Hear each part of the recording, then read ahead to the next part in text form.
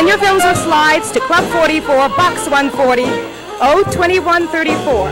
This is Club 44 on Channel 44, WBGX Boston. Here's your opening copy.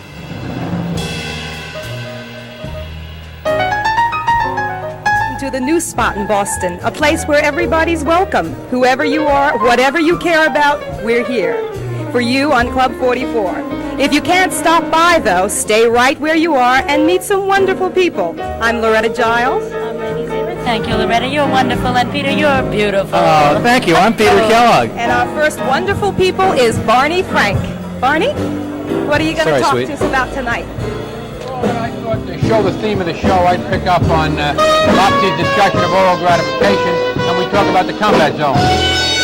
Now, we're now faced in the city of Boston with a very serious problem.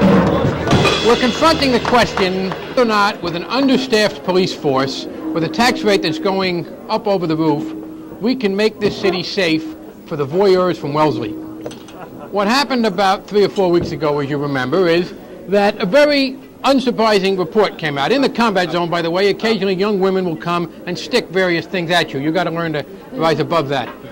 What happened a few weeks ago is that a report was issued which made the very unsurprising point that when a society insists on passing a lot of unenforceable laws, the police will unenforce them. That was the report about District 1. Now, there were some things in that report which were quite distressing. The problem is that the reaction has been very undiscriminating. There's been a lot of newspaper hysteria, there's been a lot of panicky reaction, and as a result, we've sent dozens and dozens of Boston policemen, whom we need in the neighborhoods of Boston to protect us, those of us who live in the city, and instead, they're going down and engaging in such important law enforcement tasks as, for instance, prevent poor fool from Wellesley from paying $3 for ginger ale because some enticing young woman, or middle-aged woman, not to be too ageist about it, comes and puts her arm around her. Everybody that I know of is opposed to mugging, is opposed to stabbings, and opposed to violence. No one that I know of suggests that the police ought to restrain themselves in the combat zone from protecting people against violence. But we've got to understand that policemen can't be in 3, 4, and 5 places at one time. Policemen who are inside of bars checking to see whether the bar girls are mingling with the patrons are not going to be available to protect people outside from getting stabbed and mugged. Policemen who are watching dirty movies to judge the content so they can decide whether or not to arrest the people showing the movies are again not available to protect those of us outside. The way to clean up the problems of District 1 is not to try and make the police do the undoable.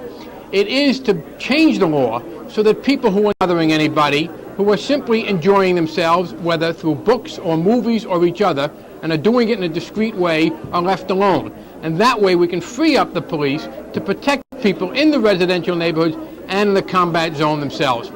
I am not trying to pick on the police, and I'm not suggesting that the police don't have the same right to go to dirty movies as all the rest of us. I just think that they ought to have to pay their way in, just like everybody else.